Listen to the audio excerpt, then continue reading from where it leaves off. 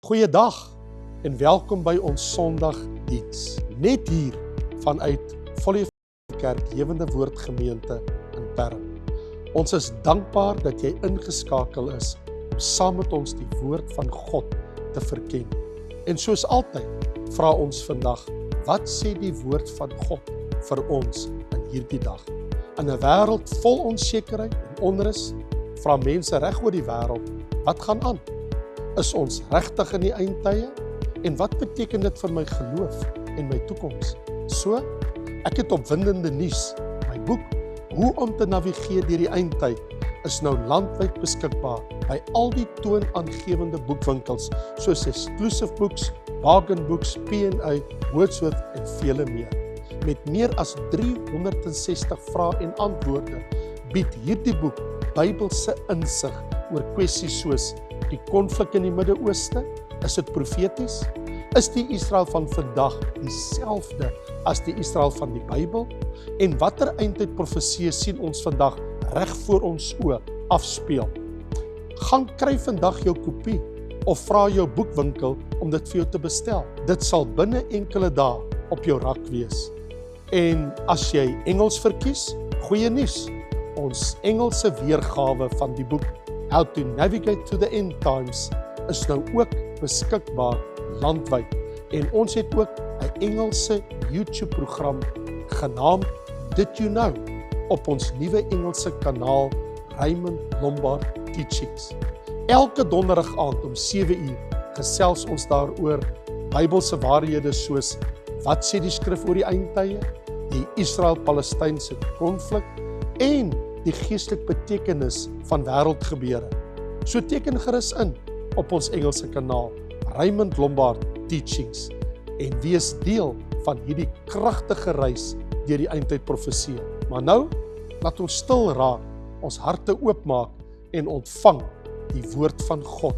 Wees geseënd.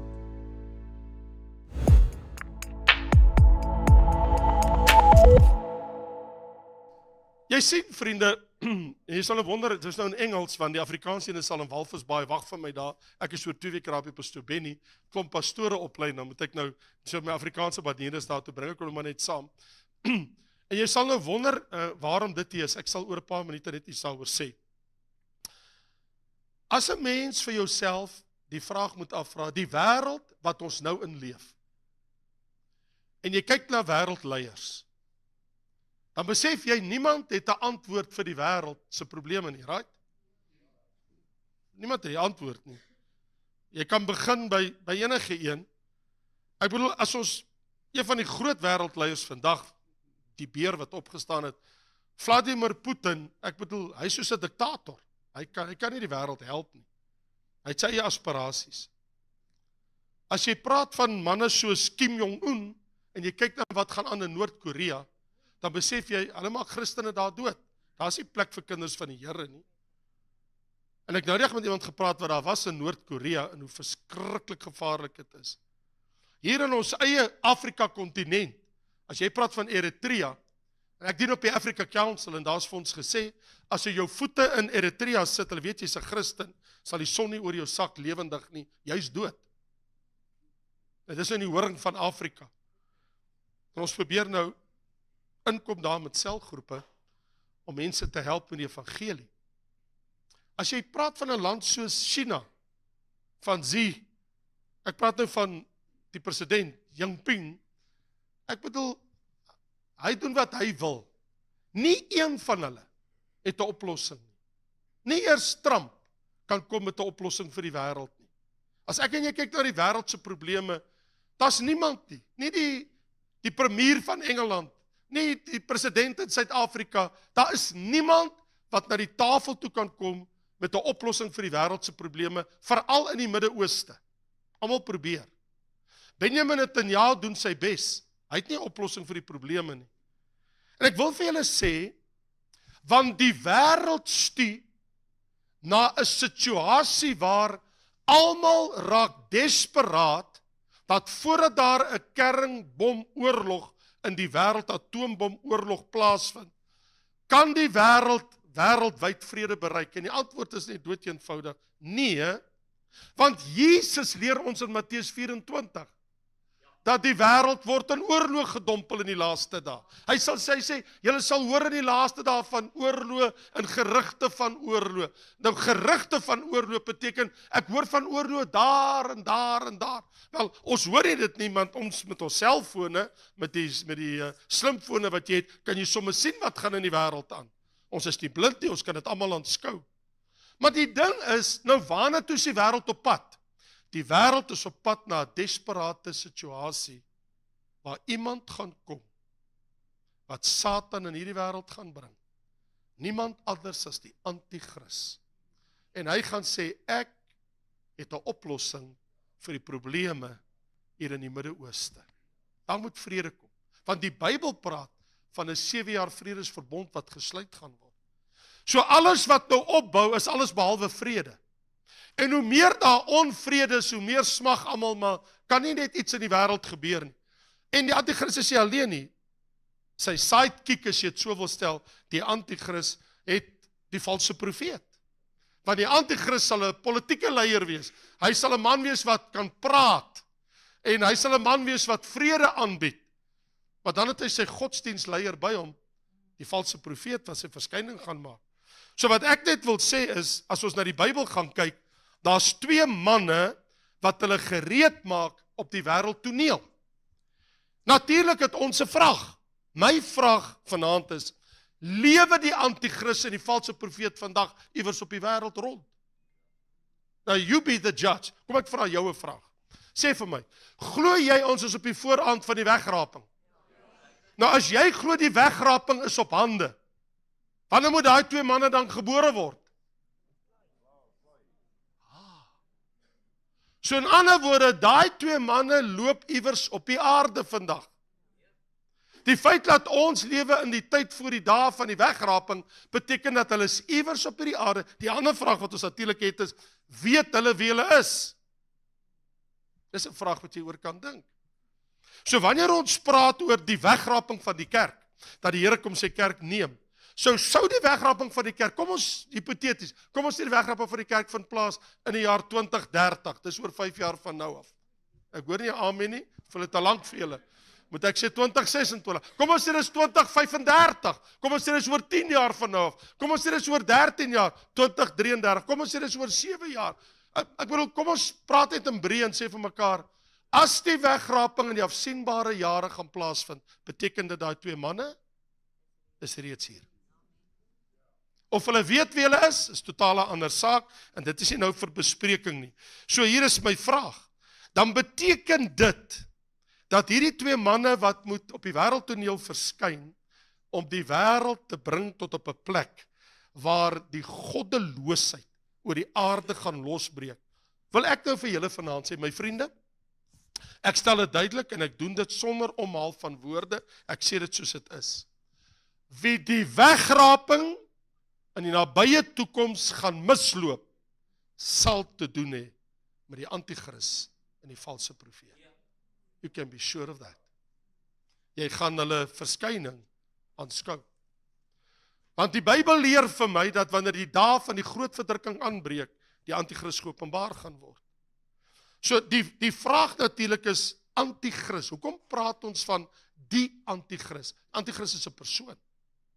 En ons lees in 1 Johannes hoofstuk 2 van hierdie persoon, dat wanneer hy gaan verskyn wie hy is. En luister net na die teks self. Die teks sê in 1 Johannes 2 vers 18, my kinders, dis nou die laaste uur. En soos julle gehoor het, dat die Antichrist kom, is daar baie Antichriste. So die gees van die Antichrist is al bykans 2000 jaar in die wêreld. Dit beteken teen Christus. So dis nog altyd daar, maar die Bybel sê hoofletter, die Antichrist kom, so daar's 'n baie spesifieke persoon wat kom. Vers 22 sê, wie is die leienaar, behalwe hy wat ontken dat Jesus die Christus is? Jy's 'n leienaar as jy sê Jesus is nie die seun van God, hy's die Christus, hy's die gesalfde nie. As jy sê hy's dit nie, dan sê die Bybel is jy 'n leienaar. En nou staan hier geskrywe, dit is die Antichrist wat die Vader en die Seun loon. So hy gaan die voorbok wees om Christus in die wêreld te ontken. Dis wat hier staan. in ons teks. En dan sê hoofstuk 2, vers 22 ook vir ons, dat hierdie persoon, hy sal 'n leenaar wees. En kyk ons verder, na 1 Johannes 4 vers 3 staan daar, en julle weet, dat die gees van God, elkeen wat bely dat Jesus die Christus is uit God uit, maar elkeen wat nie bely dat Jesus die seun van God is nie, dat hy in die vlees gekom het nie, dis die gees van die antichrist. Ander woorde, hier is my vraag, wie is die antichrist? Die antwoord is, ek weet nie. Is dit die nuwe paus? Nee. Is dit Donald Trump? Mense stuur vir my video's en sê, pastoor, dis Donald Trump, ons weet. Nee. Wie is die antichrist? Ek het 'n vraag. Hoekom wil jy so graag weet, wat gaan jy mee maak? Ek stel nie belang nie. Ek het nie erg genom nie. Ons is nie hier wanneer die antichrist se koninkryk gedei nie. Of het jy vergeet, kan jy nie onthou nie, dat toe Jesus praat van die tye van die nasies, toe Jesus sê in Lukas 21 vers 24, en dat Jerusalem sal vertrap word tot die tye van die nasies vervul is. So my vraag is, the times of the Gentiles, waar het dit begin? Ons weet dat Nebukadnesar die hoof van goud, die een wat vir ons geopenbaar word in Daniël 7, wie die leeu is, en dan, jy kan mos sien wat gebeur, die leeu, die beer en die luiperd en die vreeslike dier korrespondeer met die hoof van goud, die bors en arms van silwer, en natuurlik wat ons nou hier sien. So hier is die vraag.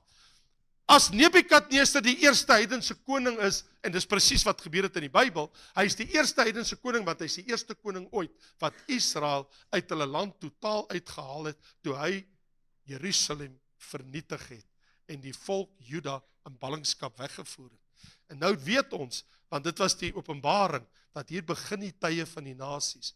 Maar die tye van die nasies, stop eers hier, by die voete van die beeld.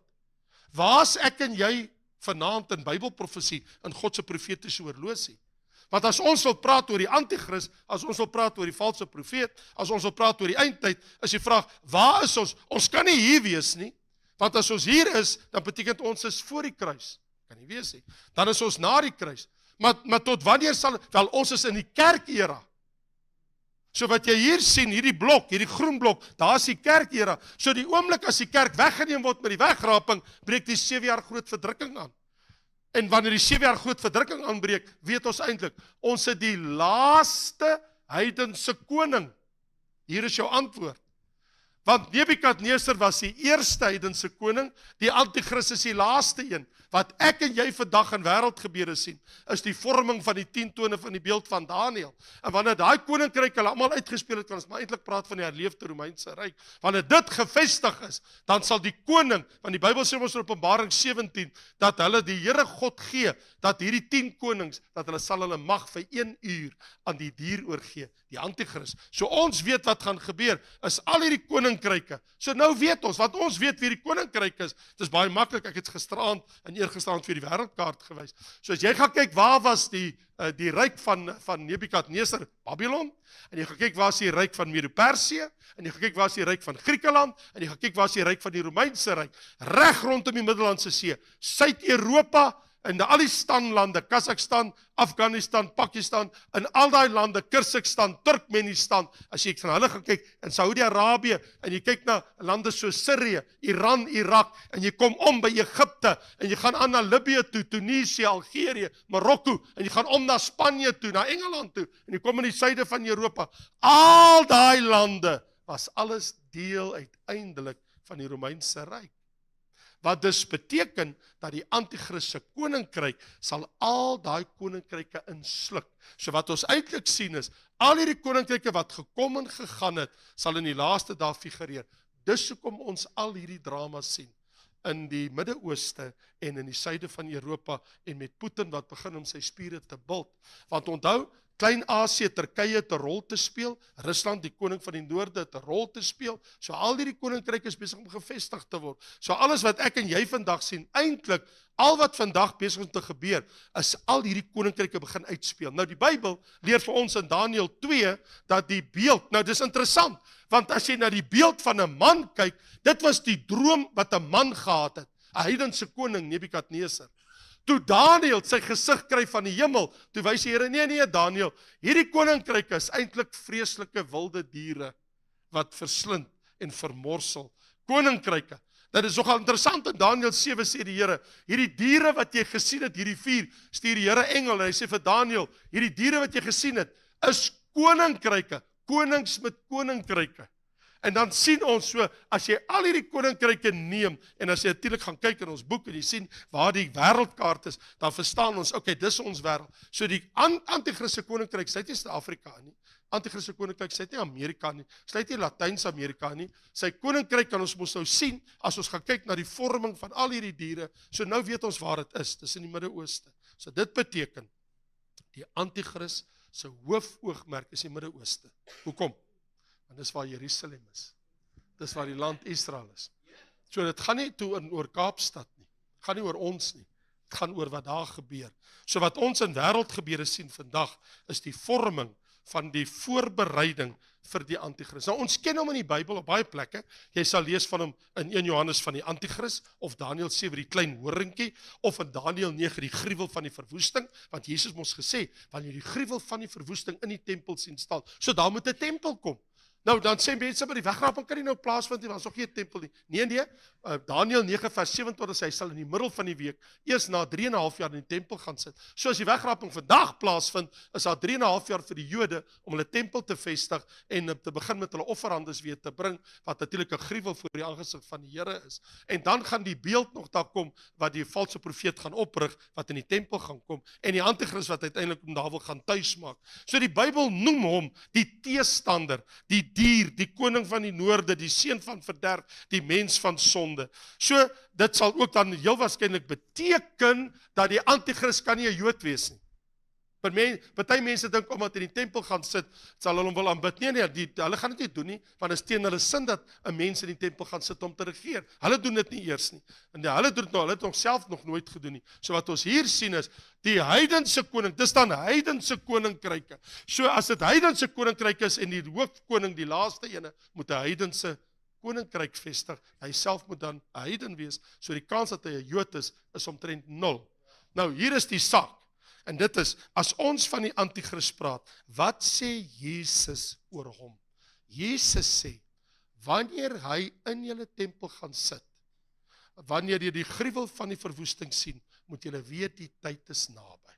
Nou weet ons, uit hoofde uit van 2 Tessalonisense 2, dat hy sal gaan sit in die tempel van God en voorgee dat hy God is. So wat ek en jy nou ook weet oor hom, dat hierdie persoon wat hy kom sit, waar kry al hierdie mag?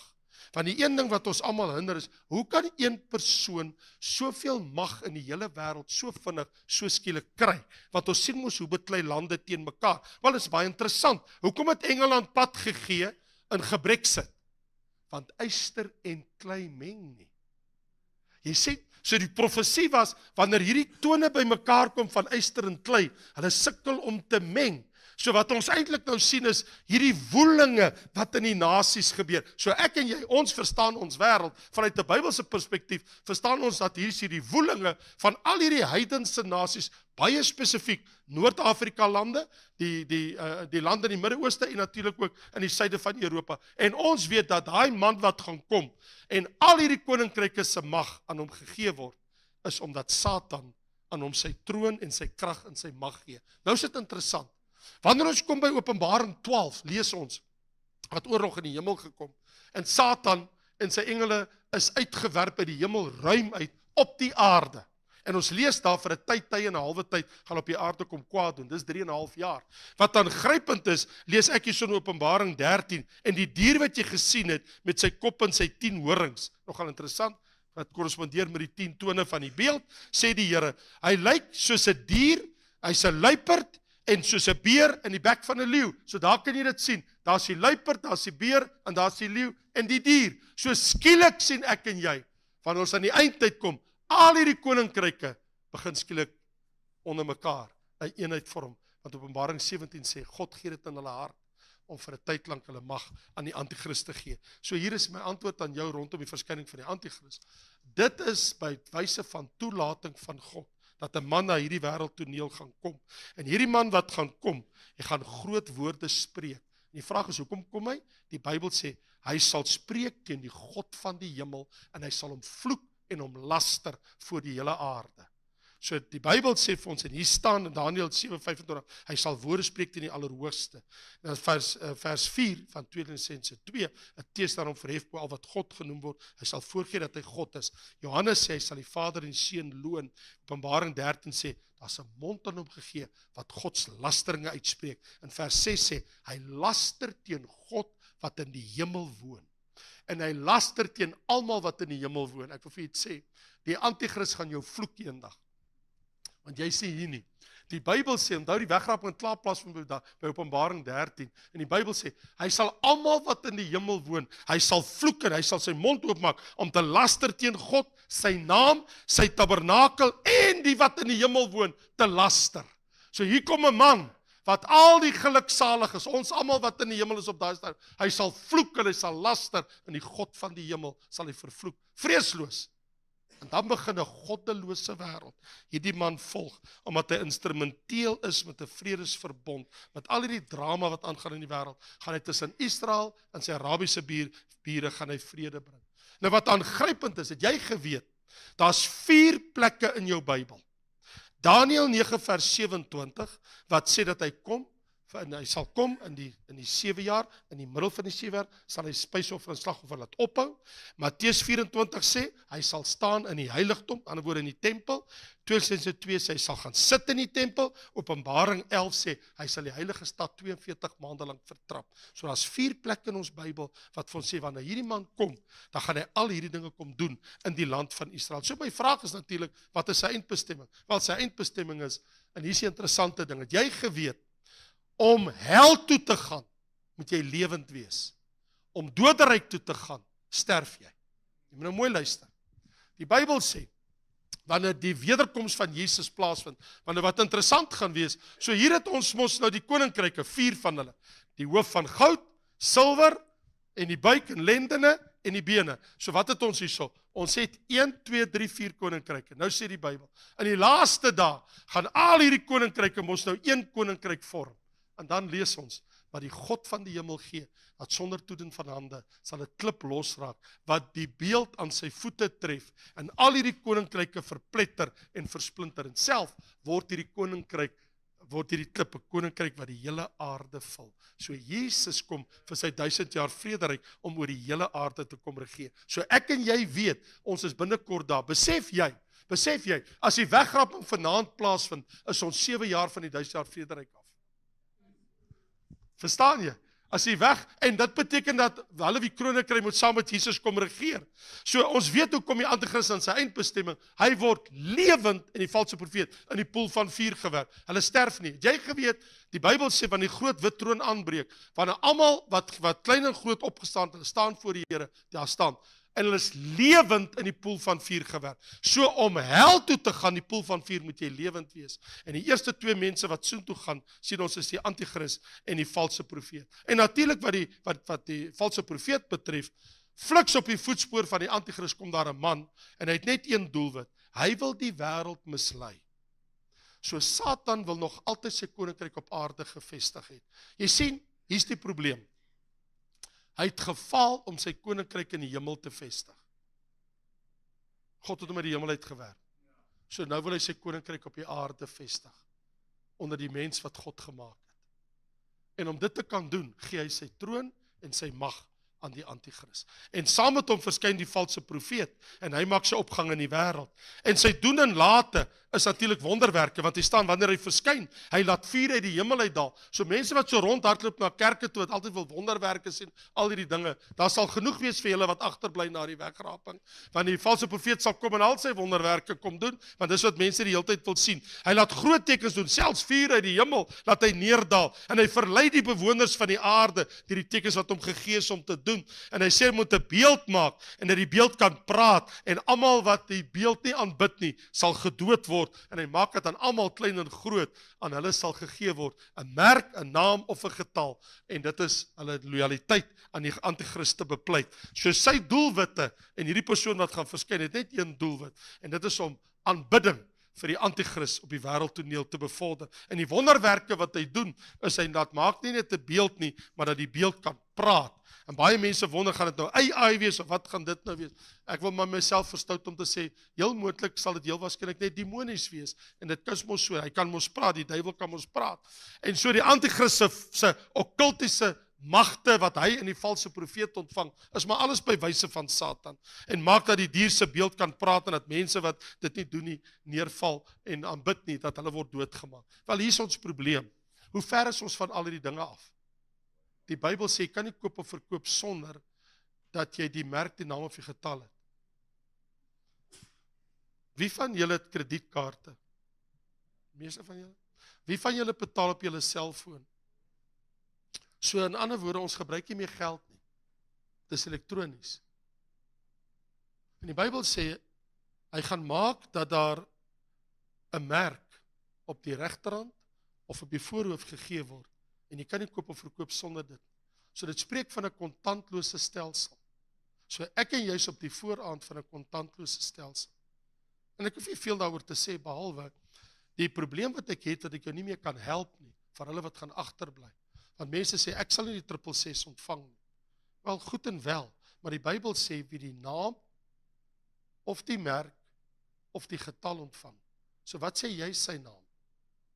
Ons weet nie, want die Bybel het nie gesê nie. Wat sê jy sy merk? Ons weet nie, want dit staan nie in die Bybel nie. Wat is sy getal? 666, wel dit weet ons, want ons weet ook dat in die Hebreëse taal het jy 22 letters van die alfabet. En ons weet ook hoe werk, want hulle het syfers het te doen, en hulle het 'n getalwaarde vir elke letter van die alfabet. En vir die Jode werk dit so, 1, 2, 3, 4, 5, 6, 7, 8, 9, 10, 20, 30, 40, 50, 60, 70, 80, 90, 100, 100, 200, 300, 400. Daar is die 22. Dis die getalle. En al wat die Bybel vir ons sê is, die antichrist as hy verskyn en jy hoor sy naam, die wat die verstand het, Openbaring 13, dat hulle die getal van die dier bereken, dis die getal van 'n mens, en dit is 666. So die getal weet ons wat gegee word, is 666. So baie mense sê, maar ek sal nooit die 666 ontvang nie. Wat van die merk? Wat van die naam? Hoe gaan jy koop? Hoe gaan jy oorleef, as jy in daai tyd moet kom? Mense wat sê, maar hulle is nie bang vir die tyd wat kom nie. Nou wil ek net sê, sekerlik, die feit dat die Bybel my leer, dat in die eerste helfte van die groot verdrukking, sterf die helfte van die aarde. As jy die getalle bereken, van Openbaring 3 tot van Openbaring 6 tot Openbaring 9, jy bereken die getalle, dan is dit letterlik, wil die Bybel vir ons leer, dat ons die helfte van die aarde gaan verloor, in 'n tydperk van 3,5 jaar tot 7 jaar. Dit beteken, dat gaan by die 4 biljoen mense moet sterf. Weet jy hoeveel sterftes moet dit per dag wees, bereken oor daai tyd? Kan jy besef wat wag vir die aarde? So ons weet, en ons is nie mense wat onkundig is wat dit betref nie, vir die vraag wat by ons is, wat sê ons van hierdie dinge? Wat ons het vir die wêreld wil sê, en ons wil dit vanaand vir die wêreld sê, die antichrist kom, en die valse profeet kom. Omdat Christus Jesus verwerp is, beteken dit dat Satan sal sy mag oor die aarde kan vestig. Die groot vraag natuurlik wat ons mee deel is hierdie twee wat sal kom, wat word van hulle? Wel, hulle word in die 1000 jaar vrederyk, sal hulle in die poel van vuur wees. Hulle sal alleen wees, hulle gaan nie besoekers kry nie, daar is nie vriende wat ontvang word in die hel nie. En die eerste persoon wat hulle volg is die duiwel homself, want die Bybel sê dan word hy ook in die poel van vuur gewerp. So ons weet as gelowiges, en dit is wat ons baie duidelik in die Bybel kan sien, ons kan dit nie wegwens, ons kan dit nie wegbid nie. So jy kan nie bid en sê, Here, dat hierdie manne nie verskyn nie. Hulle kom, maar Jesus sê, ek wil hê dat julle my vrede in julle hart sal hê. Julle sal vrede in julle binneste hê. En hoekom sal ons vrede hê? Hy sê, want my vrede gee ek aan jou. So ek en jy het hierdie wonderlike belofte. Hy sê, in die wêreld sal daar onvrede wees, maar met my sal julle vrede hê. En so ek en jy weet, dat in Bybelprofesie die dinge gaan kom. Maar my vraag eintlik vanaand is, waar staan ek en jy met betrekking tot die einde wat op hande is? Bybel sê ons waak en bid, dat jy dinge wat kom kan ontvlug, om voor die seun van die mens te staan. Ek wil julle vertel, van iets wat my baie diep aangegryp het, toe ek na die man se lewe gaan kyk het, van Zinzou Kanakuri. En ek het 'n tyd gelede vir 'n gemeente vertel, dat hy was die eerste atleet, ek weet nie of jy dit ooit gesien het nie, maar hy was die eerste atleet ooit, wat Japan verteenwoordig het by Olimpiese spele. En dit was in die 1912, voordat die meeste van ons gebore is, right? Was daar 'n Olimpiese spele in Stockholm in Swede. En Sinzo was 'n nuweling, maar hier is 'n interessante ding oor hierdie man. Hy het ingeskryf vir die marathon, maar wat hy reg gekry het is, hy het 'n wêreldrekord opgestel net vir die marathon. En almal in die wêreld het geweet dat Sinzo, dat hy 'n baie goeie kans om die Olimpiese spele se goue medalje te wen. Die wêreldrekord is dan sopas deur hom gebreek. So almal in die wêreld het asem opgehou dat 'n Japanees, kan jy dit glo? 'n Japanees van alle mense op aarde het die wêreldrekord opgestel vir die marathon. So, en toe hy nou verskyn op die toneel, die ongelukkige ding wat gebeur het is met hom, dinge het nie volgens plan verloop. Die skip het 3 weke deur 'n storm beweeg, en dit het nie goed gegaan met hulle op die see nie. So van Japan totdat hulle gekom het in Swede, was dit 'n geweldige ding wat hy moes deurmaak met 'n skip wat verskeie kere gedreig het om te sink. Op die koop toe die dag van die marathon, het daar iets gebeur wat baie min in Swede gebeur. Die temperatuur was verskriklik hoog, was baie warm. En as gevolg daarvan het dit net 'n impak op hierdie man gehad. En die feit dat die humaniteit die hoogte ingeskiet het, hy was nie voorbereid in sy kop op al hierdie terugslag wat hy sou kry, want hy het dan gedroom om te hardloop vir die goue medalje. En die geskiedenis sê, op die 25.5 kilometer merk van die wedloop, toe sak hy in mekaar in iemand se tuin. En die marathon het gehardloop deur die strate van Stockholm, en in iemand se tuin toe val hy, en hy lê daar, heeltemal uitgeput. En terwyl hy daar lê, toe kom die familie daar uitgestap by die deur, en hulle sien hom daar lê, en hulle help hom in die huis, en hulle gee vir hom ietsie om te drink, hulle gee vir hom 'n paar cinnamon rolletjies, word daar vertel. En hy het dit toe nou geëet, hulle sê nee, hy moet nou rus, hulle gee hom 'n kamer met 'n bed, dat hy moet 'n bietjie herstel. Wel, hy was so skaam na hierdie hele ding wat met hom gebeur het, hierdie Japaneese hardloper, wat hy sy eer gekrenk, hulle het verskriklike trots, dat hy het net besluit, hy gaan terug Japan toe, sonder om enigiemand te verwittig. So hy verdwyn van die toneel af, al die pad terug Japan toe. En ek bedoel, die Sweedse amptenare word vertel, hulle het geen rekord wat het van Sinzo geword. Die man is net weg. En hy was eintlik aangegee, letterlik in die koerant, as iemand het gesoek het, 'n missing person, hy was net weg.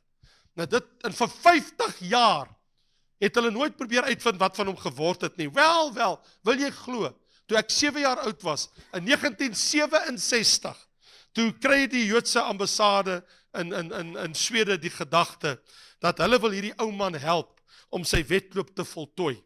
Hulle kontak hom toe, en hy kom al die pad terug Swede toe, om sy marathon te voltooi, wat hy 50 jaar gelede nooit klaar gemaak het nie. So hier is die storie. Hy maak toe, en hulle vat hom presies op die plek, waar hy daar gaan lê in 'n tuin, en hy identifiseer uiteindelik die plek, en hulle sê vir hom, right, nou maak jy jou wedloop klaar. Dit is nou 50 jaar later. En so, die feit is toe van die saak, 54 jaar, 8 maande, 6 dae, 5 uur, 32 minute en 20 sekondes later, maak hy sy marathon klaar. So hy is die ou in die wêreld wat die langste marathon gehardloop het. Dit het hom gekos 54 plus jaar. So wat is die punt? Die punt is dat Sinzo het iets gedoen wat bitter min mense op aarde ooit sou doen. En dit is na al die jarelange oponthoud, al die vertragings en al die uitstel, het hy sy wedloop voltooi, uit die eindstreep gehaal. En raai wat? Daar word vertel dat by die eindpunt, toe wag sy kinders en kleinkinders vol. So hier is 'n man wat 54 jaar gehardloop het in 'n marathon. En toe dink ek, maar Here, is ons nie ook almal in 'n marathon nie? Ek bedoel, pastoor, hoe lank ken jy al die Here? Hoe lank is jou marathon? Pastoor, hoeveel jaar hardloop jou marathon? Hoeveel jaar vandat jy Jesus leer ken het, is jy besig met jou marathon? Want jy sien, hier is die saak. Of het nou 71 jaar, of het nou 80 jaar is, het ons nie elkeen 'n marathon wat ons moet voltooi nie. Het die Here nie vir jou een lewe gegee, en hy het dit nie gemaak 'n naloop nie, maar 'n marathon in die lewe. En wat se terugslaat jy? En is dit moontlik dat, ken jy Christene wat gaan sit het, en hulle gaan nie meer aan met die wedloop nie? Weet jy van mense wat gestop het? Hulle gaan nie meer kerk toe nie. Hulle dien nie meer die Here nie. Hulle marathon het gestop. Of is jy een van hulle, wat jy net gaan sit langs die pad, en jy sê, Here, ek het nie die krag om aan te gaan, ek weet nie hoe om aan te gaan nie. Wat jy sien, om die marathon klaar te maak, is vir my, daar is nie alternatief nie. Ek moet dit doen. Ek moet my wedloop voleindig. Ek het 'n prys om te behaal. En die Bybel sê, hou die oog op Jesus, wanneer jy jou wedloop doen, sodat jy jou wedloop kan voltooi. En my raad sal wees aan enige een, wat in die wedloop is saam met my, kom ons hou ons oë op Jesus. En nie een van ons haal ons oë van hom af nie. Dit maak nie saak hoe hard die lewe jou slaan nie. Dit maak nie saak deur wat sy helse drama jy in jou lewe gaan nie. Maak jou wedloop klaar in die naam van die Here. Want as ek en jy hardloop, en ons hardloop in die oog op die wederkoms van die Here, dink nou net daaraan, die wegraping is letterlik, dit kan maande of 'n paar jaar, of 'n klomp jare van ons af weg wees. Maar dink net dat jy maak jou wedloop klaar. Die wêreld weet nie wat wag vir hulle nie. Die slegte nuus is, daai 2 manne is op pad. Die slegter nuus is, hulle is heel waarskynlik klaar hier. Gereed om binnekort geopenbaar te word. Het Jesus nie, toe hy met ons oor die wederkoms gepraat het, vriende, hoekom het hy nooit 'n datum gegee nie? Hoekom sê die Here nie vir ons wanneer hy kom nie? Is dit nie om by ons 'n hoogspanningsverwagting te wek, dat ons moet altyd gereed wees? Is dit nie dat die Here wil nie hê ek en jy moet met datum speel nie? Hoekom toe hulle vir hom sê, Here, gaan nie nou die koninkryk op Handelinge 1 toe sê hy, dit kom julle nie toe om die tyd geleenthede te weet nie. So, ek moet mos nie in 'n posisie wees om probeer om vir jou datums te gee nie. Dis mos nie waaroor dit gaan nie. Het Jesus nie in die gelykenisse en in die eindtydrede gepraat oor gereedheid vir die dag wanneer hy kom? Is dit nie waaroor dit gaan nie? Is dit nie hoekom jy vanaand hier is nie, want in jou hart het jy die begeerte, ek wil gereed wees. Is dit nie een van die redes waarom jy is nie? Is dit nie die mees enkel belangrikste ding dat as Jesus kom, moet ek op die regte plek in my geestelike lewe wees, om sy uitnodiging te aanvaar? En dan wil ek sê, dan moet ons ophou vanaand met ons verskonings. Vriende, vergewe my wat ek vir jou sê, maar moenie sê, Here, ek is te sondig nie. Moenie sê, Here, ek is te besig nie. Moenie sê, Here, ek is dit nie werd nie. Here, ek kan nie hierdie uitnodiging aanvaar nie. Ek wil eers my lewe uitsorteer. As eers dinge wat ek moet doen. Vriende, ek wil vir jou sê, daar is nie verskonings nie. Ek pleit by jou vanaand, en ek wil vir jou sê, Paulus sê, ek slaan nie met my hand soos iemand in die lug. Hy sê, maar ek wil my wedloop voleindig. Een van die mooiste woorde in die Bybel is, ek het my wedloop voleindig. Ek het die eindpunt bereik. Die mooiste ding, het jy geweet, die oomblik wat jou asem hier uitblaas, en ek het vir jou gesê, ons begin het met hierdie konferensie oor die eindtyd, maak jy jou oë in die hemel oop, en dit is jou verjaarsdag, jou eerste dag in die hemel. Jou sterfdag is jou verjaarsdag in die hemel. Wanneer jou oë hier toemaak, word jy daar wakker. Wanneer jy hier gaan, arriveer jy daar. Verstaan jy wat ek sê? So ek en jy weet hierdie dinge. So my vraag is, hoe ver is jy in jou wedloop? Want die Bybel sê, as jy aan die wedloop deelneem, moet jy volgens die reëls deelneem. So, en as jy my vra wat die reëls is, ek dink die persoon wat dit vir ons, een van die persone in die Bybel, die beste ooit uitgespel het, is Petrus. En ek wil ten slotte vir jou sê, dink nou hieroor. Hier is hoe ons dit doen. Hy sê, terwyl julle hierdie dinge verwag dat die Here kom, hoedanig moet julle nie wees in heilige wandel en godsvrug. Heilige wandel en godsvrug. Hy sê, verwag hom, terwyl julle vlekkeloos, onberispelik voor hom bevind mag word in vrede. So is die saak. Onberispelik, vlekkeloos, terwyl ek godsvrug openbaar. En nou sê die Bybel, hier's twee dinge. Hy sluit die heel laaste woorde van Petrus ooit, dat julle moet toeneem in genade en kennis. In ander woorde, jy moet toeneem in jou gebedslewe, in jou verhouding met die Here en in die woord, in die kennis van die woord. Dis die twee goed. Jy moet groei in jou verhouding met God en jy moet groei in jou verhouding tot die woord. Dis hoe hy sluit. Dis sy laaste woorde ooit. Groei in die Here en groei in die woord. Hy sê, julle moet toeneem. Dis die laaste woorde. 1 Petrus 3 vers 18. Sy laaste, allerlaaste woord ons ooit van hom ontvang het, is vriende, dierbares, kinders van die Here. Julle moet toeneem in die genade en kennis van ons Here Jesus Christus, ons saligmaker, ons Here en ons verlosser. En ek wil nou vanaand vir jou sê, jy moet groei in jou verhouding met die Here Jesus. Dit beteken jou gesprekke met hom, jou gebedslewe met hom. As jy vir my sê, maar hoe kan ek gereed wees? Hoe kan ek my marathon klaarmaak? Wil ek sê, jou verhouding met hom. Dit gaan toe al die tyd oor 'n verhouding. Want hy sê, ek het julle nie geken nie. Om iemand te ken is om 'n verhouding te hê. So die uitsluitsel om uit die hemel uitgesluit te word is, ek het jou nie geken nie. Hy kan nie vir iemand wat hy ken sê, ek het jou nie as hy dit nie geken het, kan hy mos sê ek het jou nie geken nie, maar as jy jou geken het, kan hy mos sê ek het jou nie geken nie. Ek sê, ken die Here. En as jy hom ken en hy ken vir jou, groei in jou kennis van die Here. Maar groei ook in die woord, want hy sê, ons moet toeneem, nie net in die genade nie, maar in die kennis van die Here. So groei in die woord. En as jy in die woord van die Here groei, en jy groei in jou verhouding met Jesus, sal jy op die plek wees, om sy ewige heerlikheid in te gaan. En dan het jy jou marathon voltooi. So my vraag is daar net een manier om vir ewig veilig te wees by die Here? En my antwoord is ja. Daar is net een manier. En dit is in sy seun Jesus Christus. Daar is nie 'n ander manier nie. My Here, my saligmaker. Is dit die enigste weg? Die Bybel sê, as net een naam waardeur ons gered kan word.